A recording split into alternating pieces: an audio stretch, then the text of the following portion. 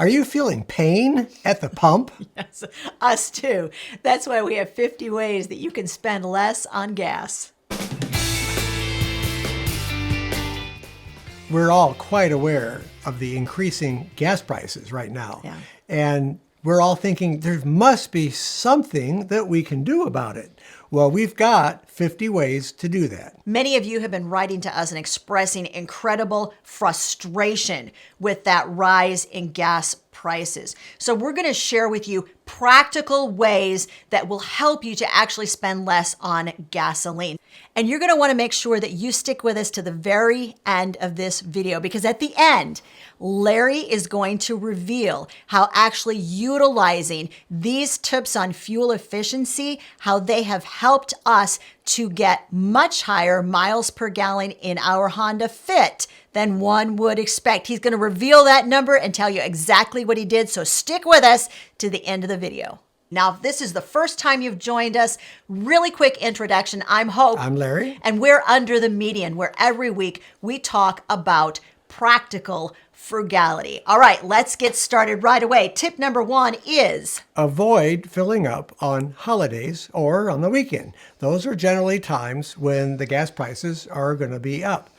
Tip number 2 is the best day of the week statistically to fill up: a Monday or a Tuesday.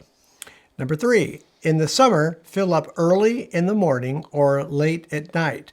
Typically, the gas is a little bit more dense and you actually get just a little bit more if you fill up when it's cooler. Tip number 4, this is the first app that we'll talk about: Gas Buddy. Here's the lowdown on Gas Buddy if you don't already use it. Good news, you can save up to 25 cents per gallon with every fill up. Here's what you do. You can always check online and find the lowest gas price in your area on the Gas Buddy website. But there's also such a thing, guys, as the Gas Buddy card. So you can sign up. It's a free card. It is attached to your bank account, and you save up to 25 cents per gallon every time you fill up. There's also a premium paid level of Gas Buddy. Be sure to check it out. Watch the prices at the pump as you pass each day. Now, I keep an eye on all the pumps in our area, and I have figured out which gas stations have generally the lowest prices, and I try to go there. But also, you can check Gas Buddy as well on your computer or on your phone for the lowest price. Tip number 6, we have done this for literally years. I think we've done it the whole time we've been married, 34 years. Oh yeah, I did it before we got married. Yeah, so what is a gas book and how do we use it? What do we put in it?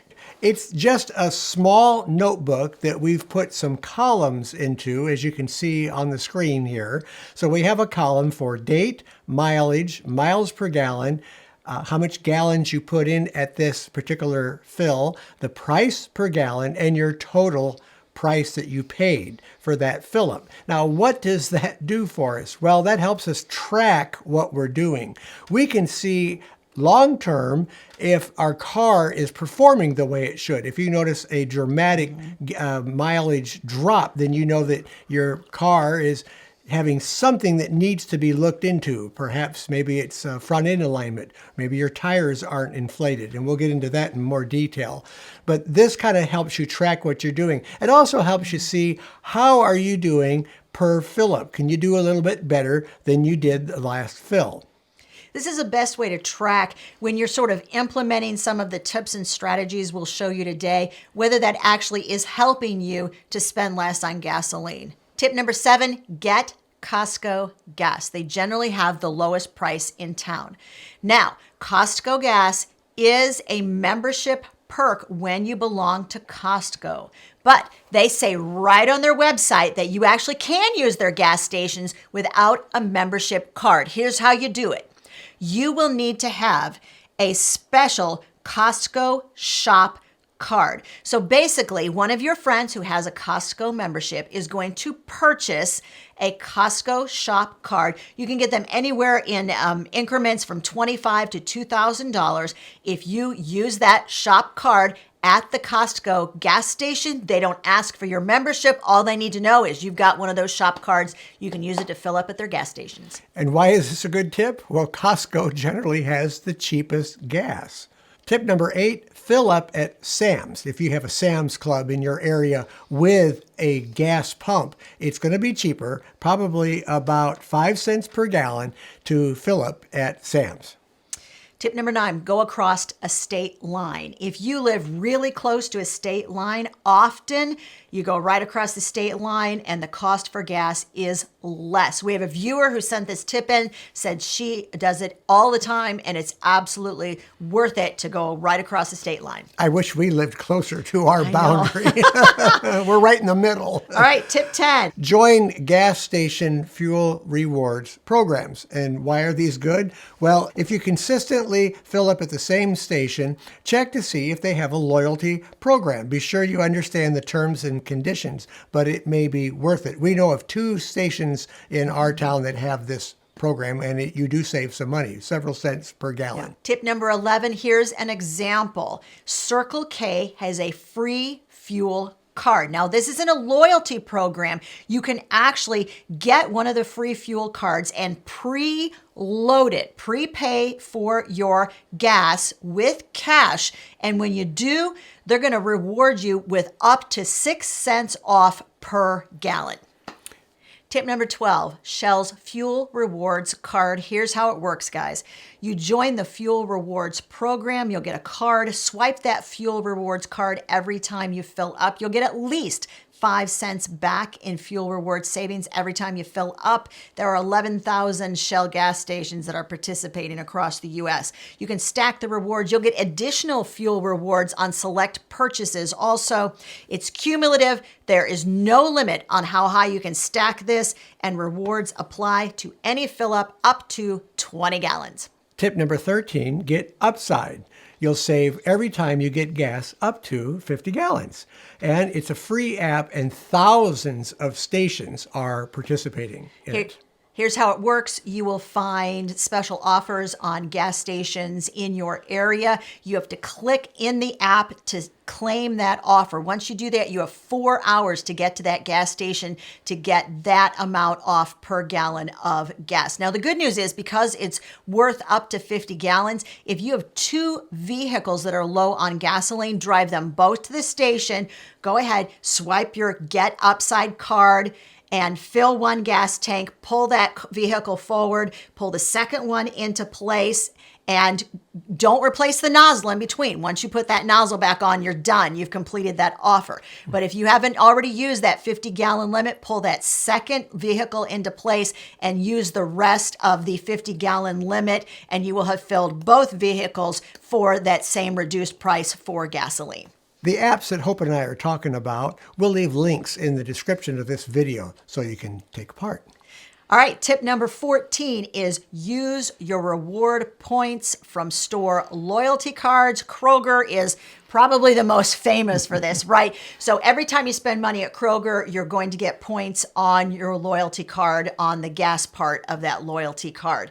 Now, you can save up to $1 per gallon in gasoline. That's the limit. That's as high as it will go. But you'll also get extra points when you do things like fill prescriptions at Kroger. Sometimes they'll have 2x or 4x areas of when you buy specific things at Kroger for a limited time. They'll give you 2x or 4x the gas points.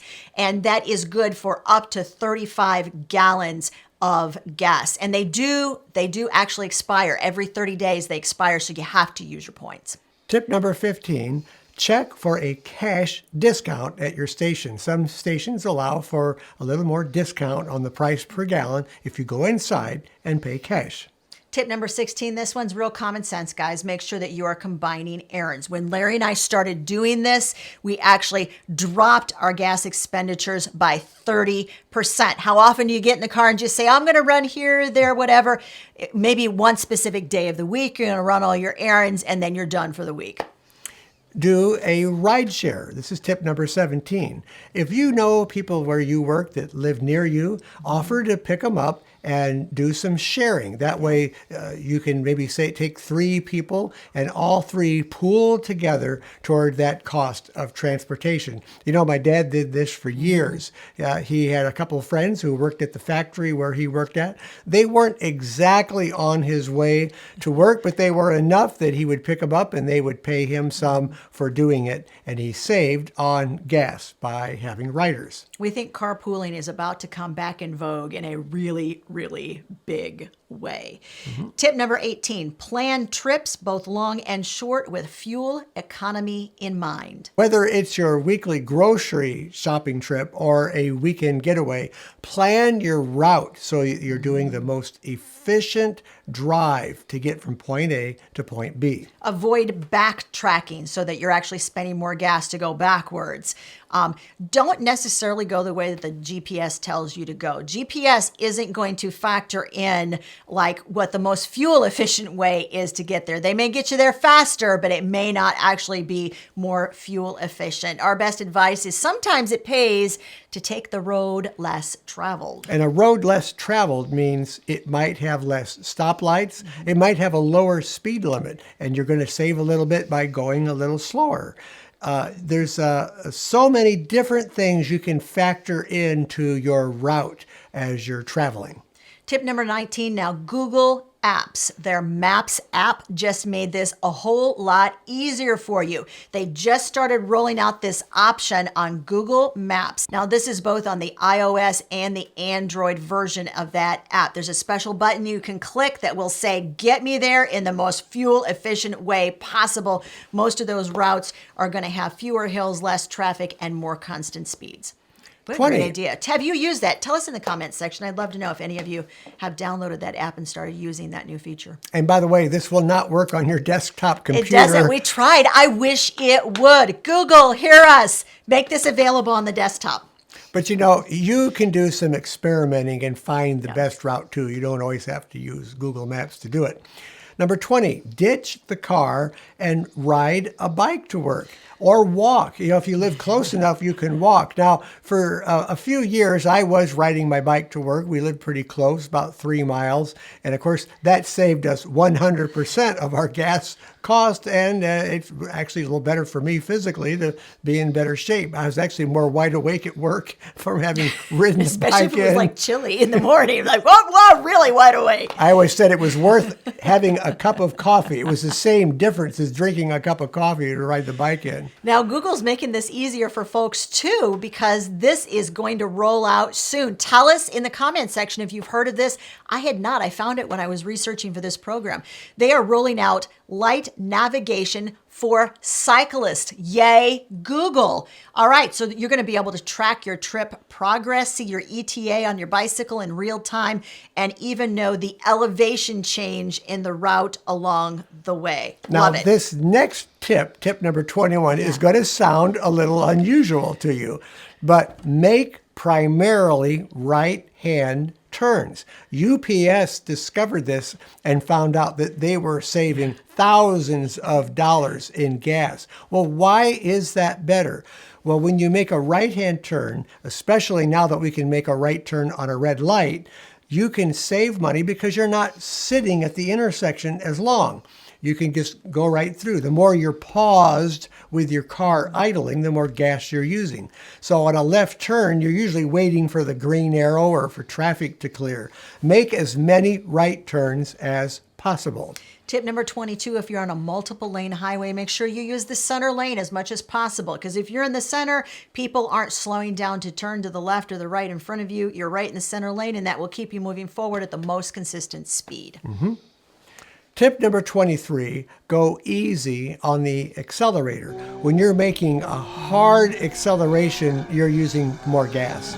So just take it easy while you're accelerating. And also baby the brake when you're stopping. What I try to do is look way down the road, maybe several blocks, at the lights and see what they're doing. And if I see that a light has been green for a long time, I'm going to figure it's going to turn red. I'm going to let off of that accelerator and coast as much as possible until I get up to that light as it's turning red. Then I'm probably going about 20 miles an hour. I'm hitting the brake lightly and stopping. You use more fuel when you're braking. You're losing all of that momentum that you build up. Larry just alluded to this. It's tip number 24, which is to coast up to the stoplights. That's called timing the lights. Look down the road. If it's green, it's probably going to be red by the time you get up there. Let off on that accelerator a little bit. Coast up to it. Tip number 25 is to drive the optimum speed. Larry, what is the optimum speed? Well, the optimum speed would be the speed limit. Your car does better if you don't have as much wind resistance working against it. So really, if you're driving between 35 and 45 mile an hour, that is optimum speed for most cars. Now, I know you can't do that all the time, but do it as much as you can. So I also try to hang back from drivers. I leave them quite a bit of headroom so that while they're starting and stopping, I'm hanging back and I'm maintaining a steady speed. The steadier speed that you can drive, the better your gas savings. Tip number 26, glide down the hills. Take your foot off the accelerator and just let the momentum of the car carry it down the hill. I do this with my Honda Fit. It's a 6-speed standard transmission. So not only do I glide, I actually throw it into neutral, and then it's going to idle at about 800 RPM while it's rolling. Now, I wouldn't recommend that with an automatic car, but if you have a stick shift, put it into neutral. It will actually save you some money. Now remember, when we get to the end of this, stick with us because we are going to reveal how using this tips has impacted the gas mileage that Larry has been able to achieve consistently with our Honda Fit. So we're going to show you how these work in real life and reveal that to you toward the end of the program. Hey, if you find this video helpful, please hit the like button. That kind of helps our algorithms. And also, if it's helpful to you, it might be helpful to somebody else. Share the video with a friend.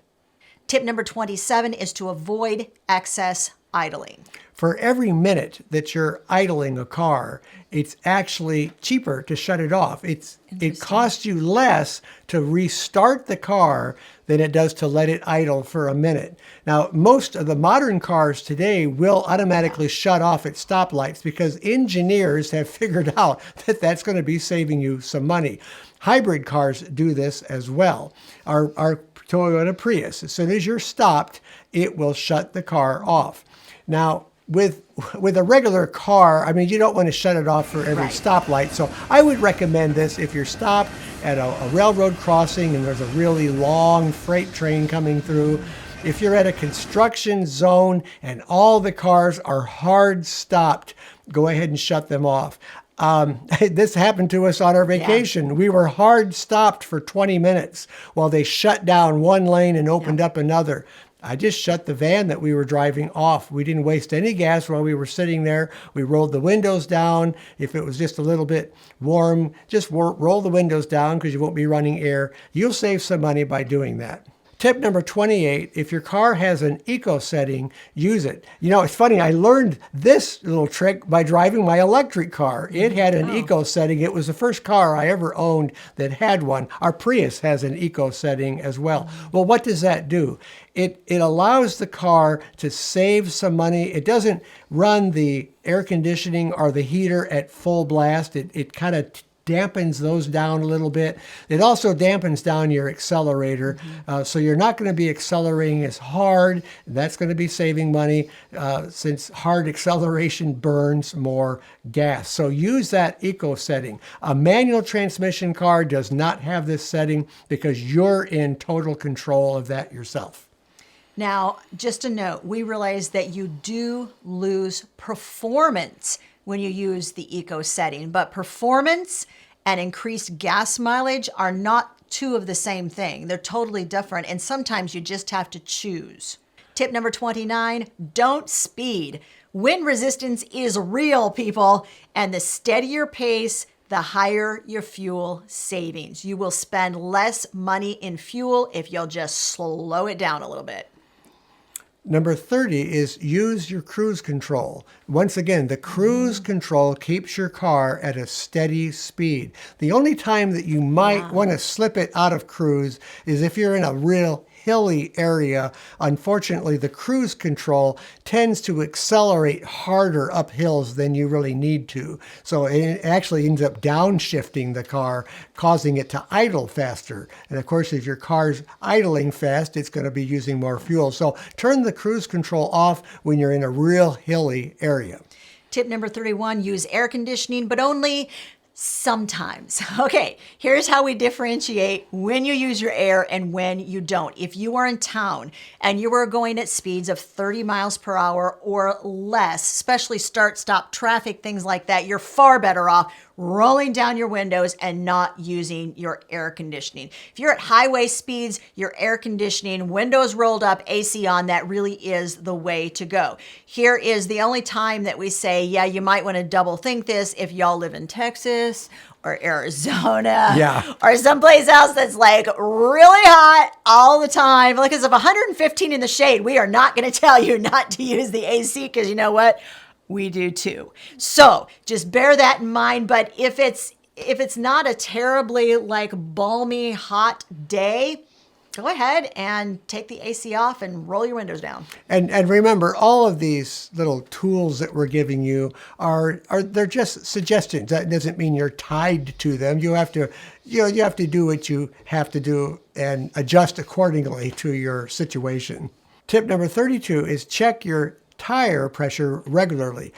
It's been shown in studies that your tires can lose 1 pound per square inch every 30 days. So you want the optimum tire pressure in your cars. If your car is running at low pressure, you're going to be using more fuel. I actually slightly overinflate my tires to get the best out of the mileage. I might go 2 or 3 pounds per pressure higher than what they recommend.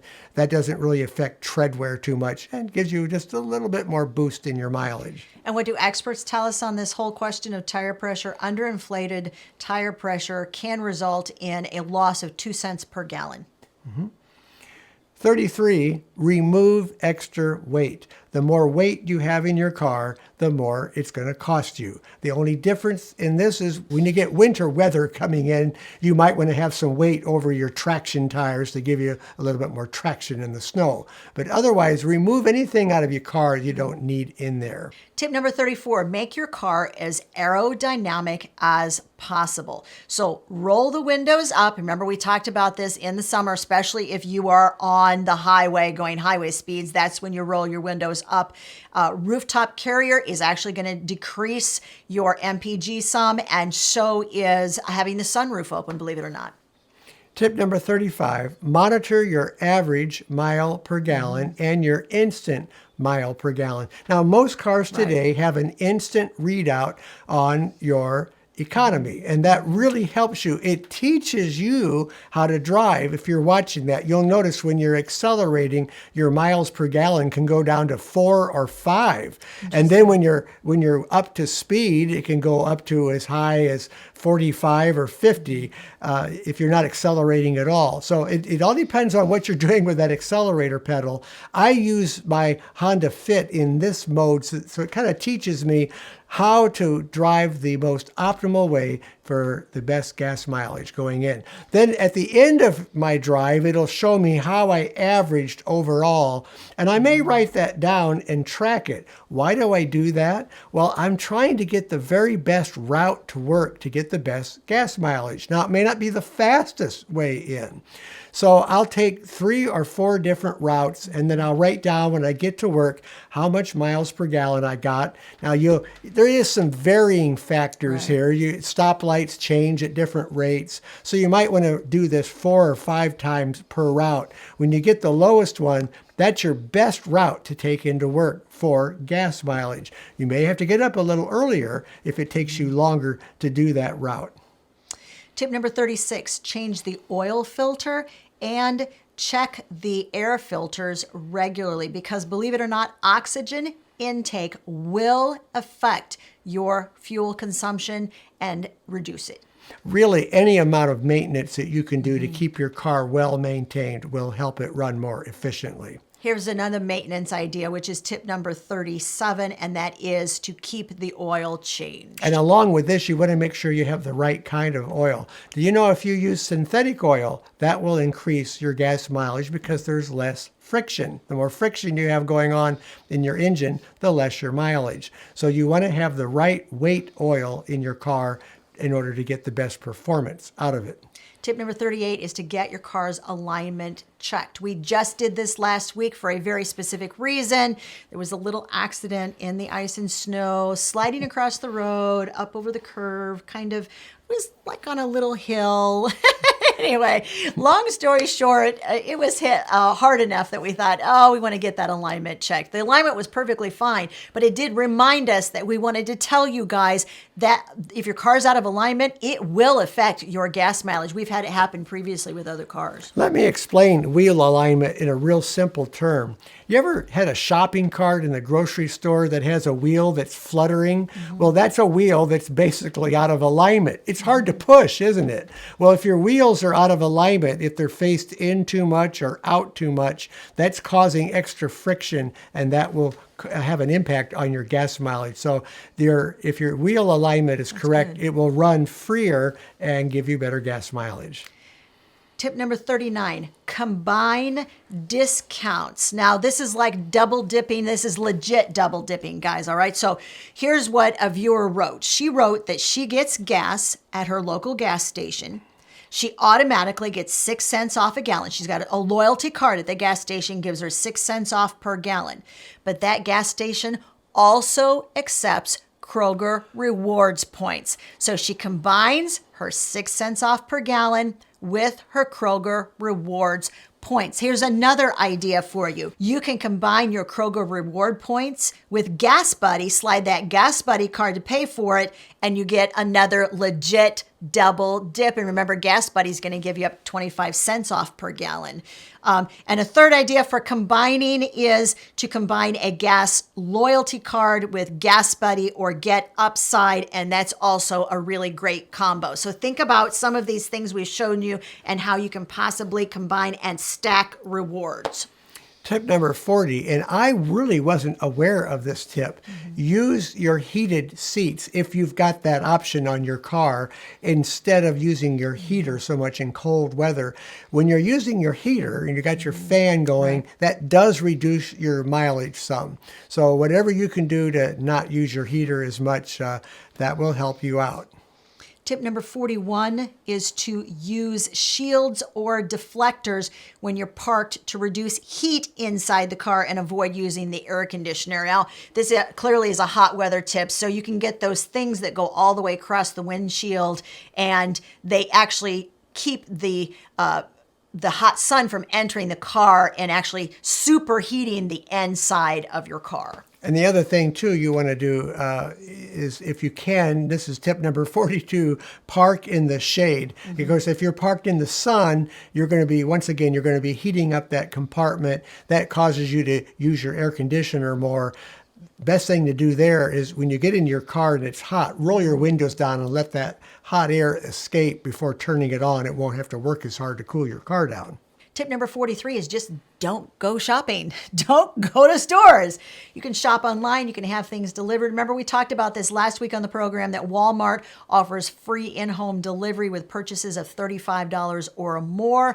A viewer just told her that in New York City, they're not doing this anymore. Walmart isn't. So it'll be interesting to see this trend, whether stores continue to offer that free shipping, especially as their cost for shipping goes up, how that's going to go. So in long term, we don't know how this is going to work out. But as of right now, you can get some great free shipping offers to just avoid leaving your house at all.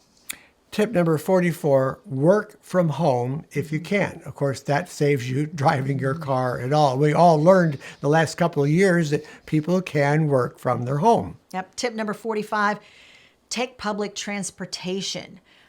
We did this for years when we first moved to this house, and it was the last time that gas went up to $4 a gallon, and we said, oh, it's a whole lot cheaper to take the bus back and forth to work than it is to actually drive the car back and forth to work. So do the math. I literally figured that out for our Crown Vic, and the trip down to work and back was actually more expensive in the Crown Vic than it was for the cost of the bus fare. So it did save us some money. Tip number 46. I had never heard of this. Love this idea. It came from a viewer. Shop with Scrip. Okay, so Mary sent this in. Here's what she says. Shop with Scrip is an easy-to-use fundraising system of buying gift cards. So she buys all of her gas through gas cards from Quick Trip. And normally, each one of those gift cards will send 4% automatically to the school of her choice. Great idea. Tip number 47 is buy a more fuel-efficient car. Now, we realize that you probably aren't just going to go out and replace your car right now, but when you get ready to replace that car or truck, think about getting a little bit more fuel-efficient car that will still meet your needs. Anytime you can reduce the size of your automobile, you're going to be adding to your miles per gallon. Tip number 48, and remember, stick with us to the end because Larry is going to reveal by using a lot of these tips that we are sharing what kind of gas mileage he is getting with our Honda Fit by using all of these. All right, tip number 48. He's going to describe this in detail because it is a standard shift car. He loves driving a standard shift, stick shift car. Guys, tell us in the comments, can you drive a stick shift? I'd love to know. I can. He taught me when I was 20. All right, so give them your top tips for using that standard shift option in order to maximize their gas mileage. Well, first, they're more fuel efficient than an automatic car because an automatic transmission has to use a little bit more power to go through the shift changes automatically. So you've got a torque converter, you've got a lot of gears going on. That all takes a little extra power than your manual car takes.